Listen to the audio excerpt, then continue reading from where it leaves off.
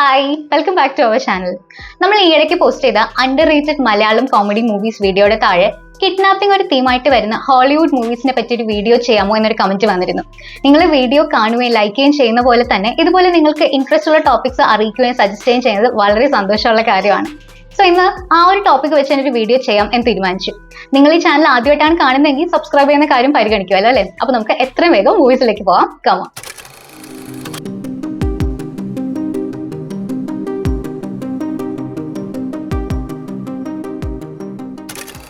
Okay, kidnapping അല്ലെങ്കിൽ abduction, അതായത് തട്ടിക്കൊണ്ടുപോകൽ ഒരു മേജർ എലമെന്റ് ആയി വരുന്ന 5 മൂവീസ് ആണ് നമ്മൾ ഇന്ന് സെലക്ട് ചെയ്തേക്കുന്നത്. എഫക്റ്റീവ്ലി ക്രൈം ജോണർ ഫിലിംസിന്റെ കീഴിൽ വരുന്ന സിനിമകളാണ് എല്ലാം തന്നെ. ബട്ട് ഓരോന്നും ഡിഫറെന്റ് ആയ രീതികളിൽ, അതായത് horror, thriller, comedy, action, mystery എന്നിങ്ങനെ പല മൂഡിൽ പോകുന്ന സ്റ്റോറീസ് കൂടെയാണ്. സോ ജസ്റ്റ് ഡീറ്റെയിൽസ് ഒന്ന് കേട്ട് നോക്കൂ. നിങ്ങൾക്ക് ഇൻട്രസ്റ്റിംഗ് എന്ന് തോന്നുന്നവ ചെക്ക്ഔട്ട് ചെയ്യാലോ. നമുക്കപ്പോൾ 5th ഫിലിമിൽ തുടങ്ങാം. ഒരു ഫീമെയിൽ സ്കൂൾ ടീച്ചറായ ജെസിക്ക മാർട്ടിനെ ഒരു സംഘം ആളുകൾ തട്ടിക്കൊണ്ടുപോകുന്നു. ഒരു രഹസ്യ സംഗീതത്തിൽ തടവിലാക്കപ്പെടുന്ന അവൾക്ക് അവിടെ നിന്നും അല്പം തകരാറുകൾ സംഭവിച്ചതാണെങ്കിലും കഷ്ടിച്ച് വർക്ക് ചെയ്യുന്ന ഒരു ഫോൺ കിട്ടുന്നു. പോലീസിനെ കോൺടാക്ട് ചെയ്യാൻ ശ്രമിക്കുന്നുണ്ടെങ്കിലും ഫോണിന്റെ തകരാറുകൾ കാരണം ആ കോൾ കണക്ട് ആവുന്നത് ഒരു കോളേജ് സ്റ്റുഡന്റ് ആയ റയനിലേക്കാണ്. അവളെ രക്ഷിക്കാൻ തന്നെ റയൻ തീരുമാനിക്കുന്നെങ്കിലും തന്നെ എവിടെയാണ് ഒളിപ്പിച്ചിരിക്കുന്നതെന്ന് ജെസിക്കയ്ക്ക് അറിയില്ല. സെൽഫോണിന്റെ ചാർജ് തീരുന്നതിന് മുമ്പായി ഏത് വിധേനയും ആ ലൊക്കേഷൻ മനസ്സിലാവുകയും വേണം.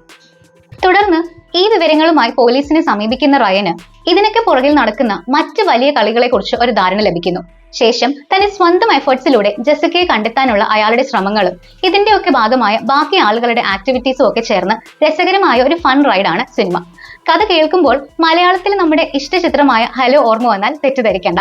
ഹലോയ്ക്ക് ആസ്പദമായ 2004 അമേരിക്കൻ ആക്ഷൻ ക്രൈം ത്രില്ലർ സെല്ലുലാറിന്റെ പ്ലോട്ടാണ് നമ്മളിപ്പോൾ നോക്കിയത്. എന്ന് വെച്ച് ചിത്രം കണ്ടിട്ടില്ലെങ്കിൽ ആവർത്തനാകുമെന്ന് കരുതി സ്കിപ്പ് ചെയ്യേണ്ട കാര്യമില്ല. ബേസിക് പ്ലോട്ട്, അതായത് ഒരു ഫോൺ വഴി കണക്റ്റഡ് ആവുന്ന 2 സ്ട്രേഞ്ചേഴ്സ് എന്നത് മാത്രമാണ് സിമിലാരിറ്റി. ക്രിസ് ഇവാൻസ്, ജേസൺ സ്റ്റാത്തം എന്നിങ്ങനെ നമ്മുടെ പ്രിയ താരങ്ങൾ അണിനിരക്കുന്ന സെല്ലുലാർ അതിൻ്റെതായ രസങ്ങളുള്ള ഒരു എന്റർടൈനർ തന്നെയാണ്. വെറും 90 മിനിറ്റ്സിനടുത്ത ഡ്യൂറേഷനിൽ എക്സൈറ്റിംഗ് ആയ കാര്യങ്ങൾ അവതരിപ്പിക്കുന്ന ചില നല്ല കോമഡി ആൻഡ് ആക്ഷൻ മൊമെന്റ്സ് ഉള്ള സിനിമ എന്ന രീതിയിൽ കണ്ടിരിക്കാവുന്നതാണ്. സോ ഒന്ന് ട്രൈ ചെയ്ത് നോക്കൂ. നമുക്ക് 4th മൂവിയിലേക്ക് പോകാം. തന്റെ പാർട്ട്ണറിന്റെ മരണം സൃഷ്ടിച്ച വേദനയും കുറ്റബോധവും കാരണം റിട്ടയർമെന്റിലേക്ക് പോകാൻ തീരുമാനിക്കുകയാണ് ഫോറൻസിക് സൈക്കോളജിസ്റ്റും ഒരു ബെസ്റ്റ് സെല്ലിംഗ് ഓതറും കൂടിയായ അലക്സ് ക്രോസ്. പക്ഷെ അദ്ദേഹത്തിന്റെ ആ തീരുമാനത്തിൽ നിന്നും താൽക്കാലികമായെങ്കിലും പിന്മാറേണ്ടി വരുന്ന ഒരു സംഭവം നടക്കുന്നു. ഒരു പ്രോമിനന്റ് US സെനേറ്ററിന്റെ മകളായ മേഗൻ റോസിനെ അവളുടെ പ്രൈവറ്റ് സ്കൂളിൽ പുതിയ കമ്പ്യൂട്ടർ സയൻസ് അധ്യാപകൻ എന്ന വ്യാജേന എത്തിയ ഒരു ബ്രില്യന്റ് ക്രിമിനൽ കിഡ്നാപ്പ് ചെയ്യുന്നു. ആൻഡ് അയാൾ അലക്സുമായി മാത്രമേ ഡീൽ ചെയ്യുകയുള്ളൂ. സെക്യൂരിറ്റി ബ്രീച്ചിന്റെയും തുടർന്നുള്ള കിഡ്നാപ്പിംഗിന്റെയും റെസ്പോൺസിബിലിറ്റി സ്പെഷ്യൽ ഏജന്റ് ജെസ്സി ഫ്ലാനിഗൻ ആണ്. അതുകൊണ്ട് തന്നെ ജെസ്സിയുമായി ചേർന്ന് അലക്സ് കിഡ്നാപ്പറെ ട്രാക്ക് ഡൗൺ ചെയ്യാനുള്ള ശ്രമങ്ങൾ ആരംഭിക്കുന്നു. ലഭിക്കുന്ന ക്ലൂസ് പിന്തുടർന്ന് ഒരു റാൻസമിന് അപ്പുറത്തേക്കുള്ള കിഡ്നാപ്പറിന്റെ യഥാർത്ഥ ആവശ്യങ്ങൾ, പിന്നെ അലക്സ് തന്നെ ഇതിൽ ഇടപെടണം എന്നുള്ള അയാളുടെ ഡിമാൻഡിന്റെ കാരണങ്ങൾ എന്നിവയിലേക്കുള്ള മിസ്റ്ററീസും ത്രിൽസും നിറഞ്ഞ ഒരു യാത്രയാണ് 2001 പുറത്തിറങ്ങിയ American neo noir psychological crime thriller along came a spider. World famous ഓത്തറായ ജെയിംസ് പാട്രിസന്റെ അലക്സ് ക്രോസ് സീരീസ് ബേസ് ചെയ്ത് വന്ന 1997 കിസ് ദ ഗേൾസ് എന്ന സിനിമയുടെ അടുത്ത ഇൻസ്റ്റാൾമെന്റ് ആയിട്ടാണ് എലോങ് കെയിം എ സ്പൈഡർ വന്നിട്ടുള്ളത്. അലക്സ് ക്രോസ് എന്ന കേന്ദ്ര കഥാപാത്രമായി 2 ചിത്രത്തിലെത്തുന്നത് നമ്മുടെ പ്രിയപ്പെട്ട മോർഗൻ ഫ്രീമാൻ ആണ്. ഒരു എഡ്ജ് ഓഫ് ദി സീറ്റ് അനുഭവം അവകാശപ്പെടുന്നില്ലെങ്കിലും ആവശ്യത്തിന് പ്ലോട്ട് ട്വിസ്റ്റുകളും എൻഗേജിംഗ് ആയ സ്റ്റോറി ടെല്ലിംഗ് കൊണ്ട് കണ്ടിരിക്കാവുന്ന ചിത്രമാണ്. കിഡ്നാപ്പിക്സ് തന്നെയാണ് ആദ്യ ചിത്രമായ കിസ് ദ ഗേൾസിന്റെയും പ്രമേയങ്ങളിൽ ഒന്ന് എന്നതുകൊണ്ട് അതും ഒന്ന് ട്രൈ ചെയ്ത് നോക്കാവുന്നതാണ്. 2 ചിത്രങ്ങളും കണ്ടിട്ട് ഒപ്പീനിയൻസ് ഷെയർ ചെയ്യാൻ ശ്രമിക്കുമല്ലോ. നമുക്ക് 3ാമത്തെ ഫിലിമിലേക്ക് പോകാം. ലോസ് ആഞ്ചലസിൽ തന്റെ ബിസിനസ് ഒന്ന് പച്ചപിടിപ്പിക്കാൻ ശ്രമിക്കുന്ന ഒരു ഓൺട്രപ്രൂണർ ആണ് റേ. പുള്ളി ഓഫർ ചെയ്യുന്ന സർവീസ് ഒരു അല്പം ഡിഫറെന്റ് ആണ്. അതായത് ക്ലയൻസിന്റെ ആവശ്യത്തിനനുസരിച്ച് അവരെ തന്നെ ഫേക്കായി കിഡ്നാപ്പ് ചെയ്ത് അതുവഴി ആ ഒരു ഫീലിംഗ് അനുഭവിക്കാൻ അവർക്ക് അവസരം ഉണ്ടാക്കി കൊടുക്കുന്ന ഒരു ഓൾട്ടർനേറ്റീവ് തെറപ്പി. ഒരു ദിവസം ഒരു മിസ്റ്റീരിയസ് ആയ കസ്റ്റമർ അയാളെ ബന്ധപ്പെടുന്നു. ഒരു വീക്കെൻഡ് കിഡ്നാപ്പിംഗ് റിക്വസ്റ്റ് ചെയ്യുന്ന ആ കസ്റ്റമർ വളരെ ഉയർന്ന ഒരു പേയ്മെന്റ് ആണ് റേക്ക് ഓഫർ ചെയ്യുന്നത്. സോ വർക്ക് ഏറ്റെടുക്കാൻ റേക്ക് രണ്ടാമതൊന്നും ആലോചിക്കേണ്ടി വരുന്നില്ല. എന്നാൽ മുമ്പ് കംപ്ലീറ്റ് ചെയ്തിട്ടുള്ള വർക്കുകൾ പോലെ നിരുപദ്രവകരമോ പൂർണ്ണമായും ഫേക്കോ ആയ ഒരു അസൈൻമെന്റ് അല്ല ഇതെന്ന കാര്യം റേക്ക് പോലും അറിയുമായിരുന്നില്ല. സോ ഈ ഒരു കോൺട്രാക്ട് ഏറ്റെടുക്കുകയും കംപ്ലീറ്റ് ചെയ്യുകയും ചെയ്യാൻ അയാൾ നടത്തുന്ന ശ്രമങ്ങളും അതുവഴി ഉണ്ടാകുന്ന ബുദ്ധിമുട്ടുകളും ഒക്കെ സൃഷ്ടിക്കുന്ന ഗുലുമാലികളും തുടർന്നുള്ള തമാശകളും നിറഞ്ഞ ചിത്രമാണ് ടേക്ക് മീ എന്ന 2017 അമേരിക്കൻ സ്ക്രൂബോൾ കോമഡി ഫിലിം. ഇടയ്ക്കുള്ള ചില ഡൾ മൊമെന്റ്സ് മാറ്റി നിർത്തിയാൽ നല്ലപോലെ ചിരി ഉണർത്തുന്ന സന്ദർഭങ്ങളും വ്യത്യസ്തവും രസകരവുമായ ഒരു പ്രമൈസുമുള്ള ഈ ചിത്രം 1.5 മണിക്കൂറിനകത്ത് മാത്രമേ ദൈർഘ്യമുള്ളൂ. ക്ലയന്റായി എത്തുന്ന ആനയെ അവതരിപ്പിക്കുന്ന ടൈലർ ഷില്ലിംഗ് ആണ് സിനിമയുടെ സ്ട്രോങ് പോയിന്റ് എന്ന് പറയാം. പക്ഷെ ഏറിയ പങ്കും ഡെഡ് പാൻ കാറ്റഗറിയിൽ പെടുന്ന കോമഡീസ് ആണെന്നത് കൊണ്ട് തന്നെ തമാശകൾ ഇഷ്ടപ്പെടുന്നവരിൽ തന്നെ എല്ലാവർക്കും ഒരേപോലെ വർക്ക് ആവണം എന്നില്ല എന്ന് കൂടെ ഓർമ്മിപ്പിക്കട്ടെ. സമയം കിട്ടുമ്പോൾ എന്തായാലും ഒന്ന് കണ്ടു നോക്കൂ. എന്നിട്ട് ഇഷ്ടമായോ എന്ന് പറയൂ. നമുക്കിന്നത്തെ 2ാമത്തെ ചിത്രം നോക്കാം. US കൊളറാഡോയിൽ നോർത്ത് ഡെൻവർ എന്ന സബർബ്. അവിടെ സ്വൈരവിഹാരം നടത്തുകയാണ് ഒരു സീരിയൽ ചൈൽഡ് കിഡ്നാപ്പർ കൂടിയായ ദ ഗ്രാബർ എന്ന പേരിൽ അറിയപ്പെടുന്ന കൊലയാളി. തട്ടിക്കൊണ്ടു പോകുന്ന കുട്ടികളെ തന്റെ വീടിന്റെ ബേസ്മെന്റിൽ കൊണ്ടുപോയി തടവിലാക്കുക, ശേഷം കൊല്ലുക, ഇതൊക്കെയാണ് പുള്ളിയുടെ ആക്ടിവിറ്റീസ്.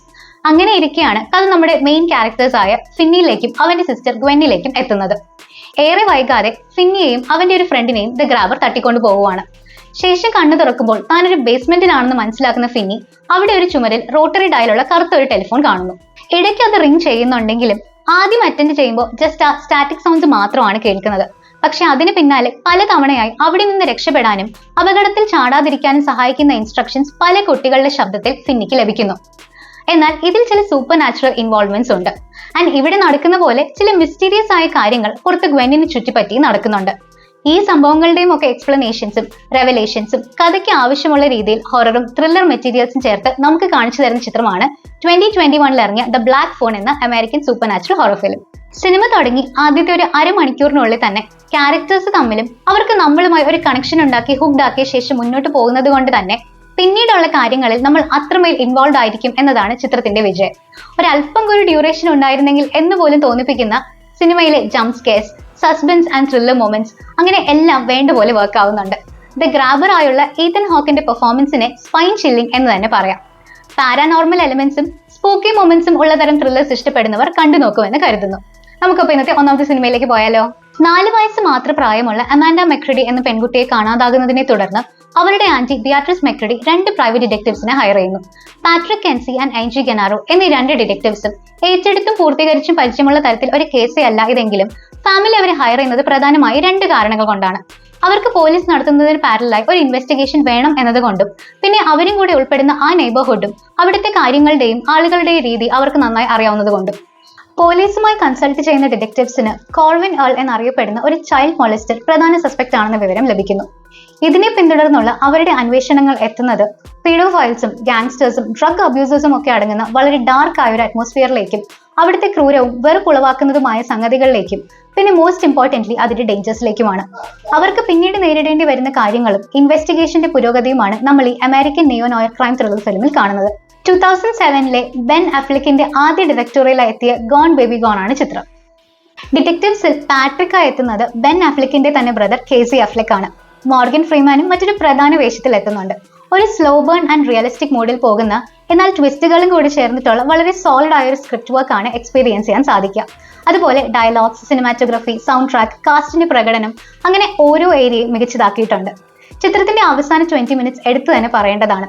പക്ഷെ നമ്മൾ മുമ്പ് പറഞ്ഞ തരത്തിലുള്ള ആന്റി സോഷ്യൽ ആയ എലിമെന്റ്സ് മെയിൻ തീമായി വരുന്നത് കൊണ്ട് തന്നെ കുറച്ച് ഡിസ്റ്റർബിംഗ് ആണ് എന്നുകൂടെ ഓർമ്മിപ്പിക്കട്ടെ. പ്ലെയിൻ കിഡ്നാപ്പിംഗ് അല്ലെങ്കിൽ അബ്ഡക്ഷൻ എന്നതിന് പുറമെ ഹോസ്റ്റേജ് സിറ്റുവേഷൻസ് കൂടി പ്രധാന പ്ലോട്ട് തീമായി വരുന്ന തരം ചിത്രങ്ങൾ ഇനിയും ധാരാളം ഉണ്ട്.